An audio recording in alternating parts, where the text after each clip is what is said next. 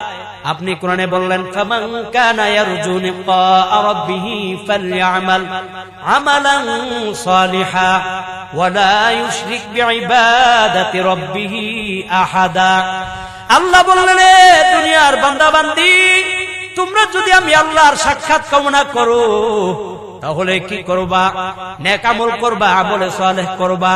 কিন্তু যে আমলে সালেহ করবা, এই আমলে সালেহের ক্ষেত্রে আমি আল্লাহর সাথে কাউকে শরীক করবা না। যদি আমি আল্লাহর ইবাদতের ক্ষেত্রে কাউকে যদি শরীক না করো, তবে আমি আল্লাহ ওয়াদা করলাম ইন্তেকালের পর তোমার সাথে আমি আল্লাহর সাক্ষাৎ ঘটে যাবে।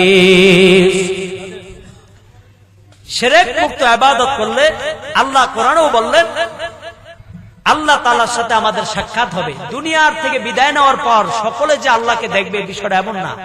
অপরাধীরা আল্লাহকে দেখতে পাবে না, কাফের বেঈমান বেদিনরা আল্লাহকে দেখতে পাবে না, বরং একমাত্র শিরক মুক্ত আমল নিয়ে যারা যাবে, ঈমানদার পরহেজগার আল্লাহ ওয়ালারাই একমাত্র আল্লাহকে দেখতে পারবে। যারা আমলে সালেহ করবে শিরক মুক্ত, তারাই একমাত্র মৃত্যুর পরে আল্লাহর সাথে তাদের সাক্ষাৎ করবে। বলেন সুবহানাল্লাহ। নবী বললেন, মুআজ, বান্দার উপর আল্লাহর হক রয়েছে। বান্দার উপর আল্লাহর হক হচ্ছে বান্দা আল্লাহ তাআলার ইবাদত করবে, কিন্তু ইবাদতটা হবে শিরক মুক্ত ইবাদত।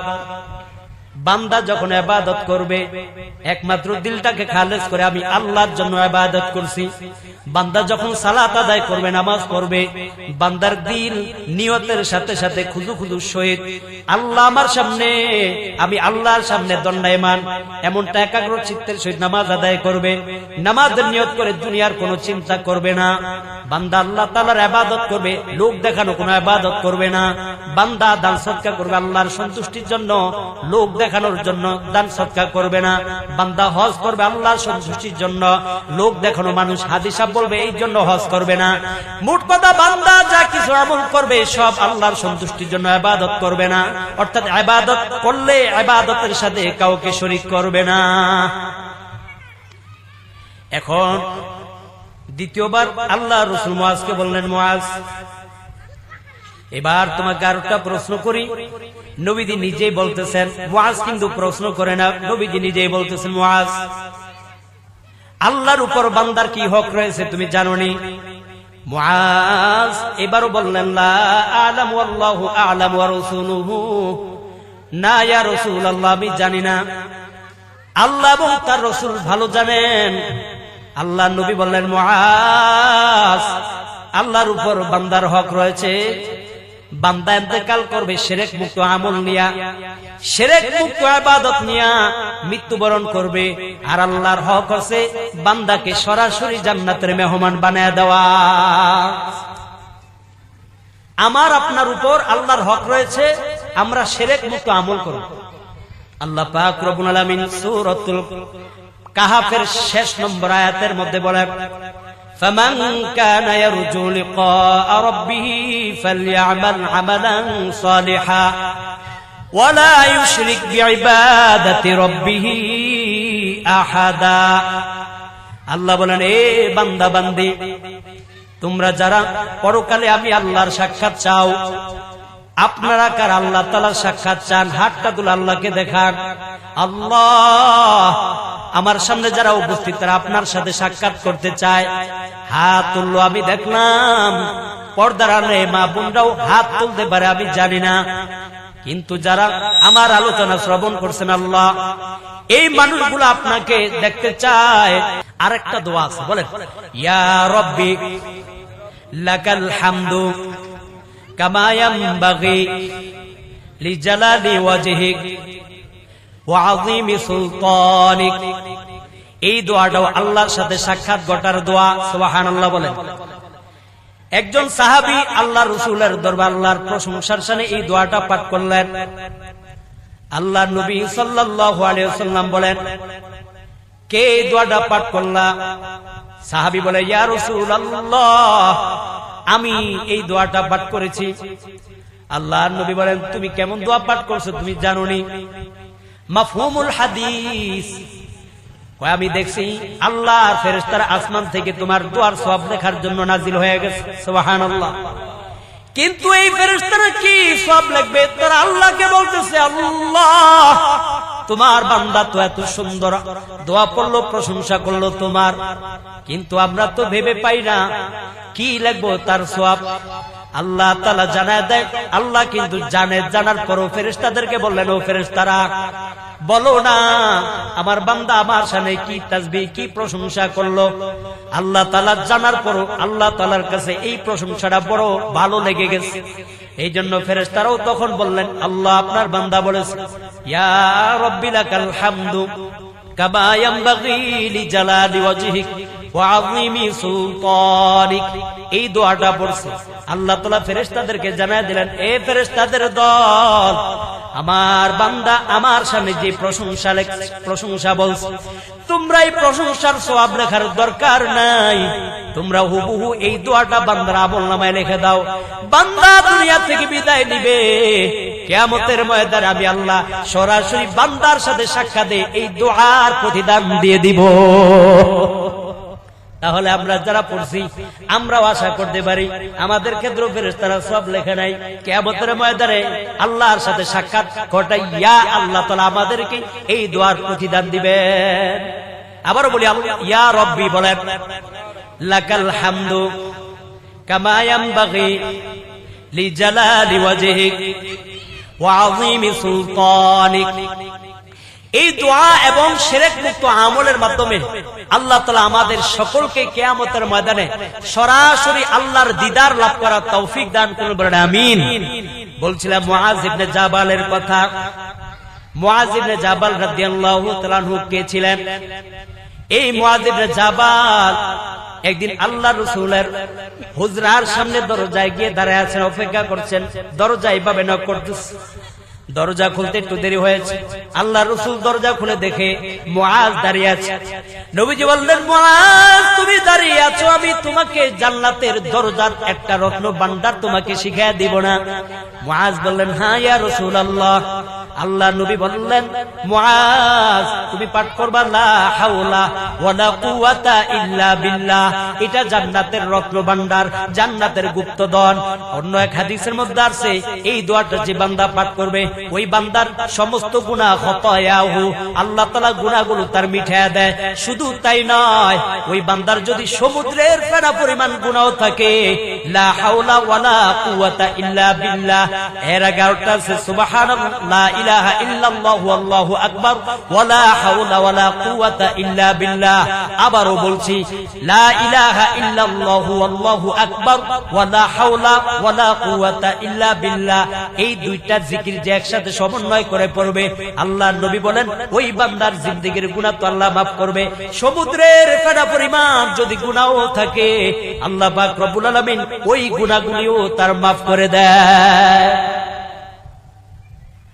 আমল শিখে নেন, আমল নিয়ত করেন, জাল্লা যা আমল শুনছি, বক্তা কেমন, বক্তার সুর কেমন, কেমন মানের বক্তা, আলোচনা শুনলে ভালো লাগলে বসবো, না হয় বসবো না, এমন নিয়ত করে বসবেন না। কোরআন হাদিসের কথা অবশ্যই আপনার কাছে কণ্ঠ ভালো না লাগলেও কোরআন হাদিসের কথা তো ভালো লাগতেই হবে। কথা বলেন ঠিক কিনা? আল্লাহ পাক রব্বুল আলামিন আমাদের সবাইকে নিয়তকে খালেস করে এই ময়দানে সর্বশেষ বক্তার আলোচনা পর্যন্ত বসে থাকার তৌফিক দান করুন, বলেন আমিন। এই মুআজ ইবনে জাবালকে আল্লাহ রাসূল আমল শিখায়া দিলেন। আরেকটি হাদিস, এই হাদিসের মধ্যে আমি আজকে জানায়া দিব, হাদিসটি তিরমিজি শরীফের 3990 নম্বর হাদিস। হাদিসটি বর্ণনা করেন নবীজি সাহাবা হযরত আনাস ইবনে মালিক রাদিয়াল্লাহু তাআলা আনহু। তিনি বলেন, ক্বালা রাসূলুল্লাহি সাল্লাল্লাহু আলাইহি ওয়াসাল্লাম। আগেই বলি, হাদিসের মধ্যে কয়েকজন সাহাবীর কথা আল্লাহ নবী বললেন, সেখানে মুআয ইবনে জাবালের কথাও আল্লাহ নবী আলোচনা করেছেন। ক্বালা রাসূলুল্লাহি সাল্লাল্লাহু আলাইহি ওয়াসাল্লাম, আল্লাহর রাসূল ইরশাদ করেন, আরহামু উম্মতি বি উম্মতি আবু বকর। প্রথম নম্বর সাহাবীর নাম বললেন কার? আবু বকরের কথা স্মরণ রাখবেন, খেয়াল রাখবেন। আরহামু উম্মতি বি উম্মতি আবু বকর। আবু বকর উম্মতের উপর সবচাইতে বেশি ইহসান ওয়ালা, দয়াবান। বলেন সুবহানাল্লাহ। আবু বকরের বৈশিষ্ট্য। আল্লাহ নবী সাল্লাল্লাহু আলাইহি ওয়াসাল্লাম বলেন, আবু বকর তো ছোটকাল থেকে আমার বাল্য বন্ধু, আমার সাথে চলাফেরা। যখন নাকি আমার নবুয়ত প্রকাশ হলো, নবুয়তের পর আমার এই দিন ইসলামকে গ্রহণ করেছে প্রথম সারির কয়েকজন সাহাবা, তারা ছিল গোলাম দাস। তাদের লিডাররা যখন কাফেররা জানতে পারলো বেলাল ইসলাম গ্রহণ করেছে, তার উপর নির্যাতন চালু হয়ে গেছে। খুবাইব রাদিয়াল্লাহু তাআলা আনহুর নেতা কাফের, তার থেকেও সে অত্যাচার পাইতেছিল। হযরত আম্মার মায়াস আম্মার এবং আম্মার ইবনে ইয়াসার, আবার আম্মারের মা সুমাইয়া রাদিয়াল্লাহু তাআলা আনহা, এরা সকলে কারো না কারো অধীনে ছিল, কিন্তু ইসলাম গ্রহণ করে নিয়েছে। যখন আল্লাহ রাসূল জানতে পারলেন এরা খুব নির্যাতিত হচ্ছে ইসলাম গ্রহণ করার কারণে, এদের মুক্ত করা দরকার, বন্দী মুক্ত করা দরকার। হযরত আবু বকর রাদিয়াল্লাহু তাআলা আনহু, তার কাছে 40,000 দিরহাম ছিল। আবু বকর বলেন, ইয়া রাসূলুল্লাহ, আমি 40,000 দিরহাম আপনার ইসলামের জন্য আমি কুরবান করে দিলাম, দান করে দিলাম। আপনি এই অর্থগুলা দিয়া আপনার নির্যাতিত সাহাবীদেরকে কাফেরদের থেকে মুক্তির ব্যবস্থা করে নেন। 40,000 দিরহাম তখন দিলেন।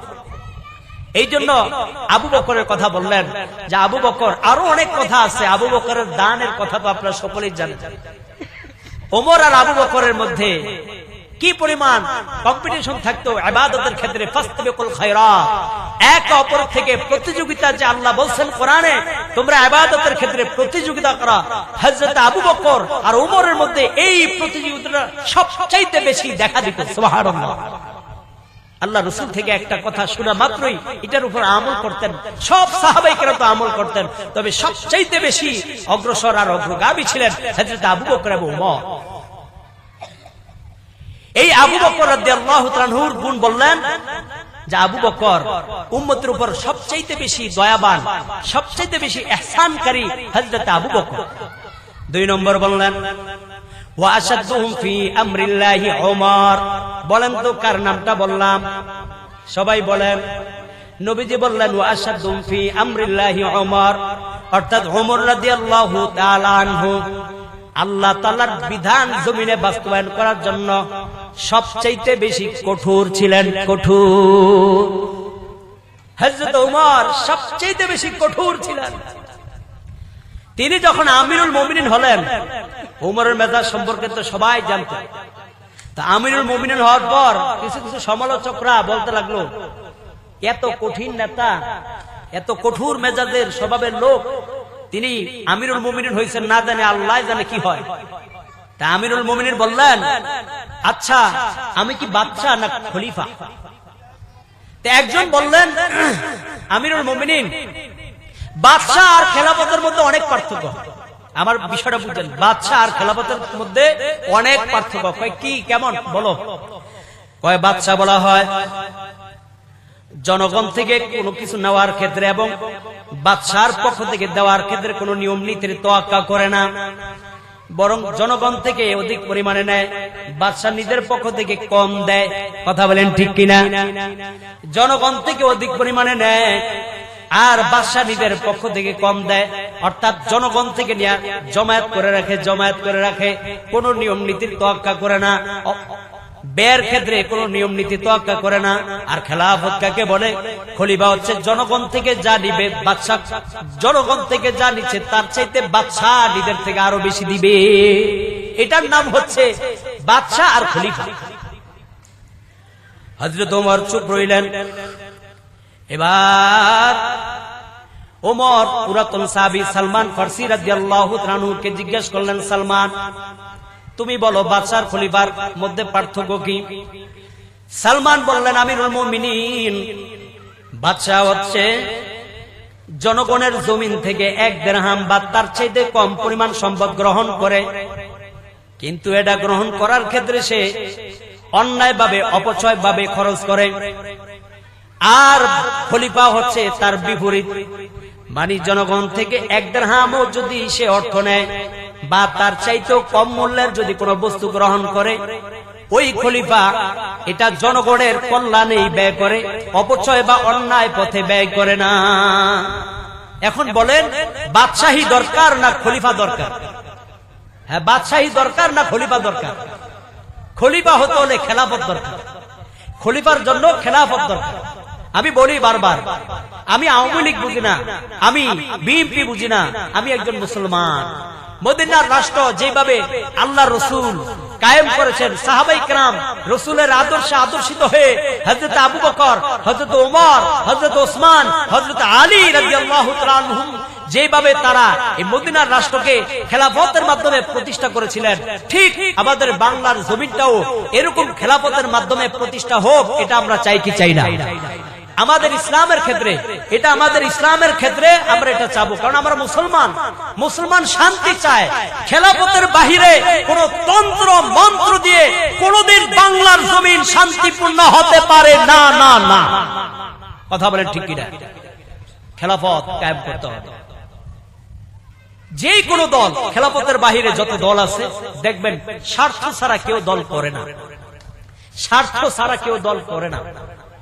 নেতার অধীনে থেকে অবশ্যই সে কোন না কোন ভাবে অন্যায় কাজ করে তারপরে সে পদের লোভী হতে হয়, সে পদের কাজ করতে হয়, কারণ এই লোকটা জনগণের দায়িত্বশীল হয়ে সে এটাকে অপব্যবহার করছে, কারণ তার মসনদটাকে ঠিক রাখতে হবে। জনগণের অর্থ নিয়ে সে স্বাবলম্বী হতে চায়। আমরা বিগত বছরগুলো দেখেছি, অনেকের বিদেশে অর্থ হয়েছে, গাড়ি হয়েছে, বাড়ি হয়েছে, অনেকের আরো অনেক কিছু হয়েছে।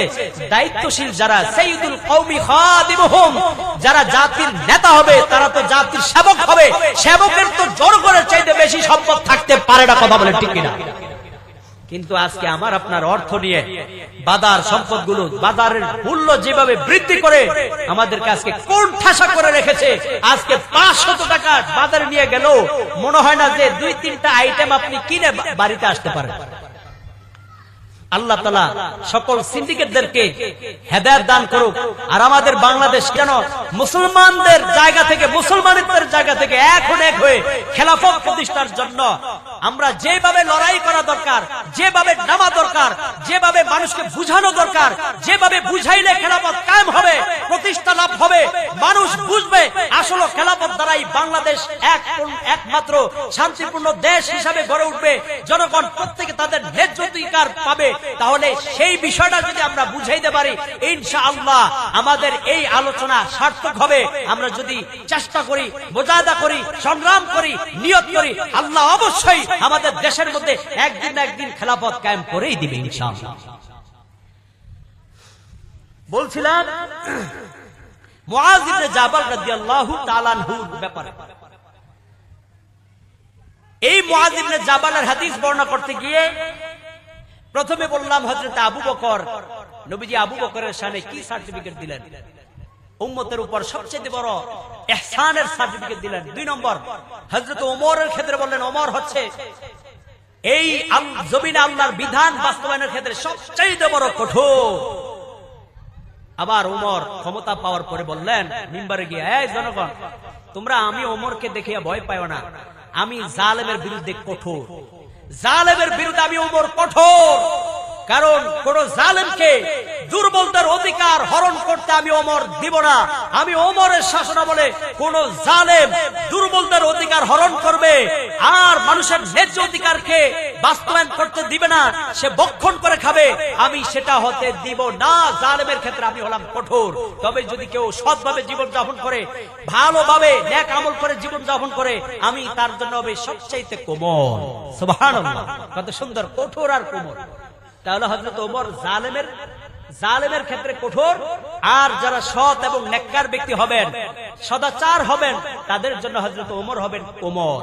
দেখেন একটা ঘটনা, এই ঘটনা হযরত ওমরের কাছে 2 জন লোক একটা যুবককে টেনে হিঁচড়ে নিয়ে আসছে। ওমর বললেন, কি ব্যাপার, বালকটার কি অপরাধ, তোমরা বালকটাকে এইভাবে টেনে আনতেছ? 2 যুবক বললেন, আমিরুল মুমিনিন, এই বালকটা আমাদের বাবাকে হত্যা করেছে।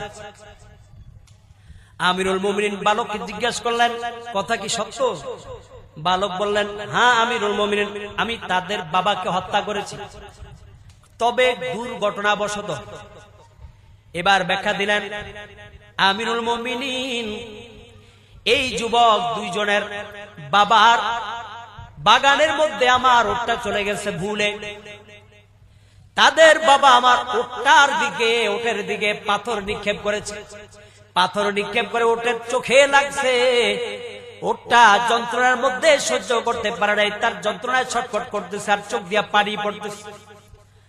আমি উটের এই দৃশ্য দেখে, উটটা তো আমার, আমি উটের এই দৃশ্য দেখে আমিও সহ্য করতে পারি নাই।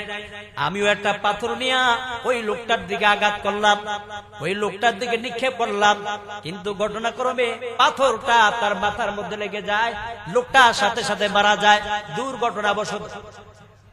এবার যুবক দুইজনকে বললেন, আমিরুল মুমিনিন, আচ্ছা বললাম, তোমাদের এখন উদ্দেশ্য কি, তোমরা কি চাও? বলল, আমরা এই বালকের মৃত্যুদণ্ড চাই, কারণ কিসাস বিল কিসাস, মৃত্যুদণ্ড চাই।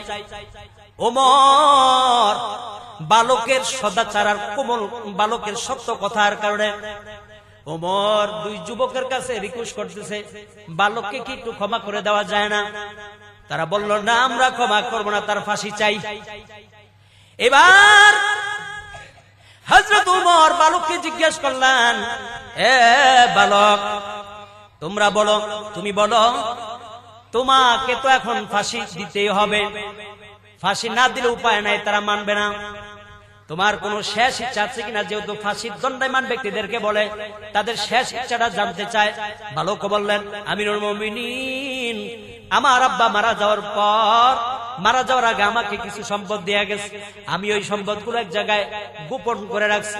আমি চাই আমার ছোট ভাইটাকে এই সম্পদগুলো বুঝাইয়া দিতে, এর জন্য আমি 3 দিনের ছুটি নিতে চাই। 3 দিন আপনি আমাকে সময় দিবেন? আমিরুল মুমিনিন বললেন, হ্যাঁ, তোমাকে সময় দেওয়া হবে, তবে তুমি যে আসবা 3 দিন পরে, এটার গ্যারান্টি কি তুমি একজন জামিন জিম্মাদার বানায়া দাও। উপস্থিত মজলিসের মধ্যে ডাইনে বামে সকলে তাকায়, না কেউ এই বালকের জিম্মাদারি গ্রহণ করে না। কিছুক্ষণ পর দেখে পিছনের দিকে একটা হাত উত্তোলন হয়। এই হাতটা যে উত্তোলন হয়েছে, কি ব্যাপার, হাতটা কার? এই হাতটা ছিল হযরতে একজন সাহাবী, ওই সাহাবীর নাম ছিল আনসারী রাদিয়াল্লাহু, আনসারী জুবাইর আনসারী। এই আনসারীর হাতটা যখন উত্তোলন হলো, তখন বললেন, তুমি তার জামিনদার তো? কয়, হ্যাঁ ইয়ার আমিরুল মুমিনিন, বালকটা না আসা পর্যন্ত আমি তার জিম্মাদারি গ্রহণ করলাম। এবার বালকটাকে ছেড়ে দেওয়া হলো। বালকটা যাওয়ার পর 1 দিন চলে যায়, 2 দিন চলে যায়, কিন্তু না, বালক আসে না। 1 দিন চলে যায়, 2 দিন চলে যায়, বালক আসে না। 3য় দিন যখন বালকটা আসলো, বালকটা 3য় দিনও আসতেছে না। যুবক দুইজন গিয়া ওই সাহাবীর কাছে বলে, কি ব্যাপার, আপনি তো জিম্মাদারি গ্রহণ করলেন, বালক তো আসে না, আসেন, আমিরুল মুমিনের দরবারে আপনার মৃত্যুদণ্ড হবে। সাহাবী কোথায় যাচ্ছে, কোথায় দৌড়াচ্ছে? এখন তার শিরোচ্ছেদ হবে, কারণ বালকের জিম্মাদারি গ্রহণ করছে, বালক যদি না আসে তার শিরোচ্ছেদ করা হবে। এবার বালকটি চিন্তা করলো, না না না, আমি তো একটা মুসলমান, মুসলমান তো কথার বরখেলাপ করতে পারে না, মুনাফিক হয়তো কথার বরখেলাপ করে, আমি তো মুসলমান, আমি তো কথার বরখেলাপ করতে পারি না। এই কথা বলে এখন বালক কি করলেন, দৌড়ায় আসলেন। আয়েশা মাগরিবের নামাজের একটু আগে আয়েশা বলতেছে, আমিরুল মুমিনিন, আমি হাজির। আমিরুল মুমিনিন ওমর বলে, এ বালক, তোমাকে আনার জন্য তো আমি লোক পাঠাই নাই, তুমি কেন আসলা? এবার বালক বললে, আমিরুল মুমিনিন, আমি তো মুসলমান, চিন্তা করলাম মুসলমান তো কোনদিন কথার বরখেলাপ করতে পারে না, তাই আমি কি করলাম, কথা ঠিক রাখার জন্য, মুসলমানের কথা জবানটা ঠিক রাখার জন্য আমি চলে আসলাম। এবার আমিরুল মুমিনিন জিম্মাদার গ্রহণকারী সাহাবীকে বললেন, এ সাহাবা, আপনি কেন বালকের জিম্মাদারি গ্রহণ করলেন? এবার সাহাবী বলেন, যখন বালকটি সাহায্য চেয়েছিল কেউ সাহায্য করে নাই, তাহলে কেউ যদি সাহায্য না করে, লোকরা বলবে, জনগণ বলবে, দেখো মুসলমান একজন সাহায্য চাইছে, কেউ সাহায্য করে নাই, তাই আমি তার পক্ষ থেকে সাহায্যের জন্য হাত বাড়াইলাম। আগের কিন্তু বালকটা বলল, আমি যদি কথা দিয়া কথা ঠিক না রাখি, জনগণ বলবে, দেখো মুসলমান কথা দিয়ে কথা ঠিক রাখে না, এই জন্য আমি চলে আসলাম। দ্বিতীয় সাহাবাই কেরামকে বললেন, আমিরুল মুমিনিন, কি ব্যাপার, তুমি কেন জিম্মাদারি গ্রহণ করলা? সাহাবী বললেন, আমি যদি তার সাহায্যের জন্য হাতটা না উঠাই, জনগণ বলবে, দেখো মুসলমান এক মুসলমানের সাহায্য করতে চায় না, কেমন ধর্মের লোক। এরপরে এই কথা শুনিয়া এবার দুই যুবক বললেন, আমিরুল মুমিনিন, আমরাও তাদেরকে ক্ষমা করে দিলাম। আল্লাহু আকবার। আমিরুল মুমিনিন বলেন, কেন ক্ষমা করলাম?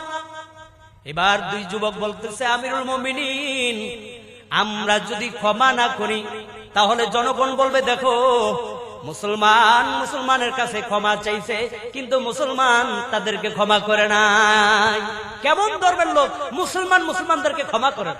আজকে কত সুন্দর ফিনিশিং হয়ে গেল। হযরত ওমর কি কোমল ব্যবহার তিনি দেখাইলেন, সুবহানাল্লাহ। ওমরের পরে আল্লাহর রাসূল সাল্লাল্লাহু আলাইহি সাল্লাম উসমানের কথা বললেন, ওয়া আযদাকুম হায়াআন উসমান। তাহলে প্রথমে কি বললেন? আরহামু উম্মতি বিউম্মতি আবু বকর, আমার উম্মতের মধ্যে সবচেয়ে দয়াবান আবু বকর।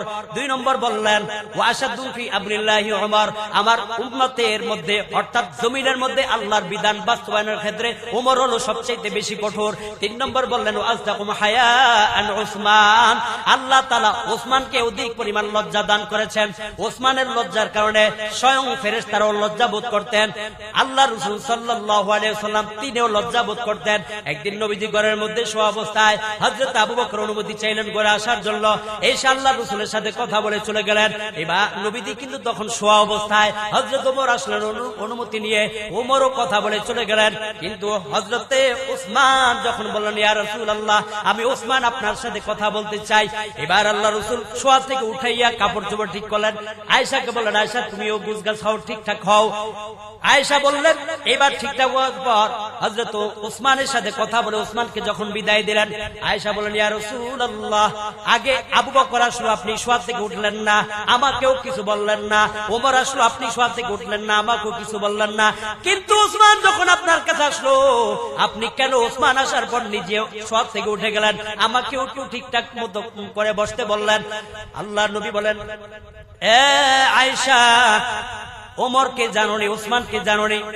ওসমানের ক্ষেত্রে স্বয়ং আল্লাহর ফেরেশতারা লজ্জাবোধ করে, তাহলে আমি নবী কেন লজ্জাবোধ করব না? আমি নবী যদি শোয়া থাকতাম তাহলে হয়তো ওসমান লজ্জার কারণে আমার সাথে কথা বলতে পারতো না, ও চলে যাইত। হযরত ওমর বসে বসে গোসল করতেন লজ্জার কারণে, কাপড় কোনোদিন শরীর থেকে খুলতে নেই না। আর আমরা তো না পারি, একদম বাথরুমে টয়লেটে পুরা কাপড় উলঙ্গ হয়ে এরপরে গোসল করি। এটা আমরা সুযোগ ব্যবহার করে মনে করি কেউ দেখে না। ফেরেশতাদের কেউ ওমর ওসমান লজ্জা পাইতেন, স্বয়ং ফেরেশতারা ওসমানকে লজ্জা করতেন। সুবহানাল্লাহ। এই জন্য লজ্জা ঈমানের অঙ্গ। লা ঈমানা লিমান লা হায়া লাহু, যার মধ্যে লজ্জা নাই তার মধ্যে ঈমান নাই, যার মধ্যে লজ্জা নাই তার মধ্যে ঈমান নাই। কি বলছি? যার মধ্যে লজ্জা নাই তার মধ্যে ঈমান নাই। আল ঈমানু আল হায়াউ শুরবাতুম মিনাল ঈমান, কেননা লজ্জা ঈমানেরই একটা অঙ্গ। আল্লাহ রাসূল সাল্লাল্লাহু আলাইহি ওয়াসাল্লামের যুগে সাহাবায়ে কেরাম বলেন, আমরা নবী পূর্ববর্তী নবীদের থেকে একটা বাণী সব সময় শুনতাম। কি বাণী? ইন্না মিম্মা আদরাকান নাস মিন কালামিন নবুওয়াতিল উলা ইযা লাম তাস্তাহি ফাসনা মা শিতা।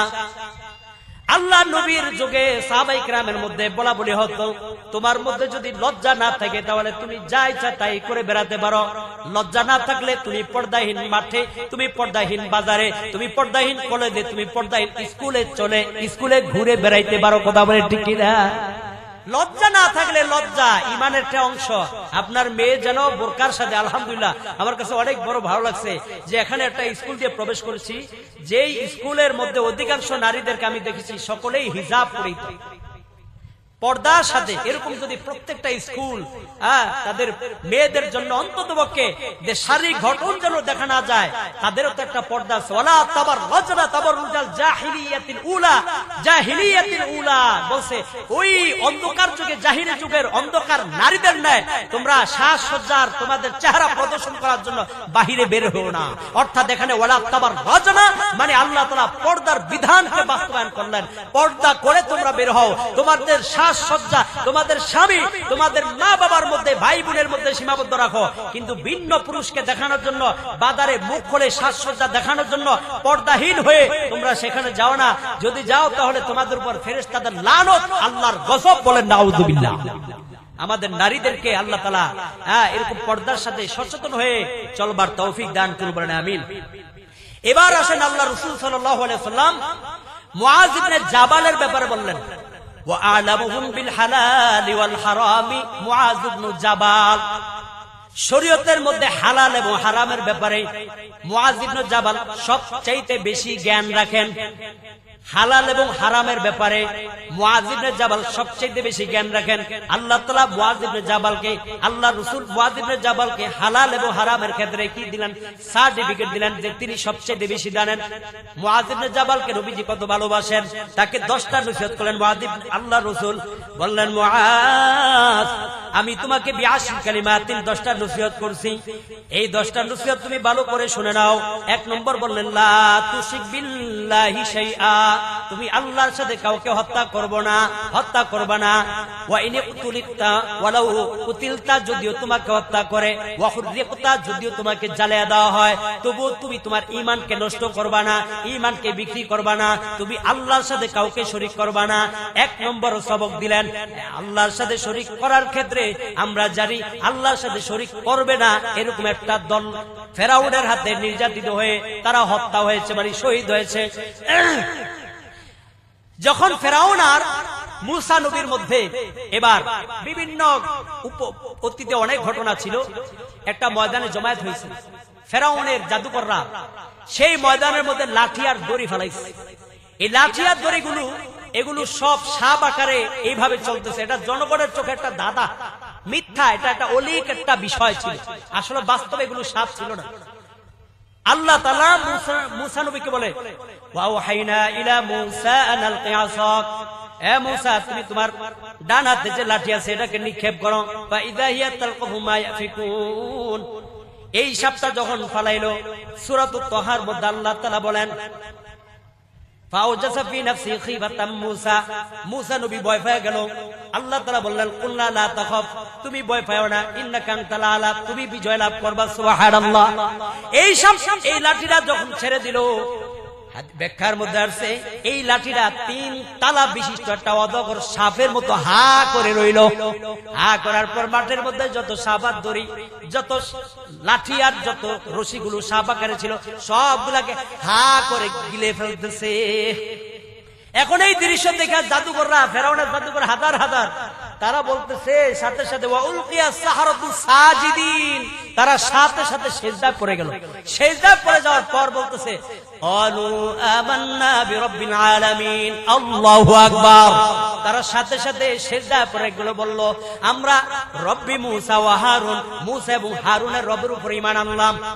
ফেরাউনের জিদ কমছে না বাড়ছে? সবাই বলেন ফেরাউনের জিদ কমছে না বাড়ছে? ফেরাউন না কয়, কি ব্যাপার তোরা বিজি, আমার অনুমতি ছাড়া ঈমান আনতে হলে তোর অনুমতি লাগবো। কয় আমার অনুমতি ছাড়া তোরা কি করলি, ঈমান গ্রহণ করলে?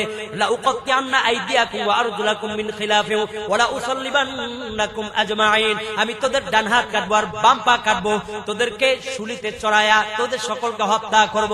তারা বলে, হত্যা করেন, সমস্যা নাই, আপনি দুনিয়ার মধ্যে ক্ষমতা দেখাইতে পারেন, আপনি দুনিয়ার মধ্যে আমাদেরকে জেলবন্দি করতে পারেন, আপনি দুনিয়ার মধ্যে আপনার স্বৈরাচারী কায়েম করতে পারেন, কিন্তু আমার আল্লাহ একজন আছে যার উপর আমরা অটল রাখছি ঈমানকে, অবিচল আছি সত্যের উপরে, সেই ইসলাম, যে ইসলামের জন্য, ঈমানের জন্য আজকে আমাদের ফাঁসির মঞ্চে যাইতে হবে, যে ঈমানের জন্য আজকে আমাদের উপর নির্যাতিত করা হচ্ছে, সেই ঈমানকে আমরা বিন্দু পরিমাণও ছাড়বো না। যদি আমাদেরকে ফাঁসির মাধ্যমে হত্যা করা হয়, আমাদেরকে বিভিন্ন ভাবে নির্যাতন করা হয়, তবুও আমরা আল্লাহর উপর অবিচল থাকবো। ঈমান থেকে বিন্দু পরিমাণ, সামান্য পরিমাণ আমরা বের হব না। এটা ছিল তাদের মধ্যে এমন এক সংকল্প, পরিকল্পনা চলে আসছে। একটু আগে ফেরাউন বলছে, তোদের জন্য পুরস্কার আছে, তোরা যদি জিততে পারো তোদেরকে ক্ষমতা দিব, তোদেরকে অর্থ সম্পদ সব দিব। একটু আগে ফেরাউন তাদেরকে লোভ দেখাইছিল, বিভিন্ন বিষয়ের পুরস্কারের লোভ দেখাইছে।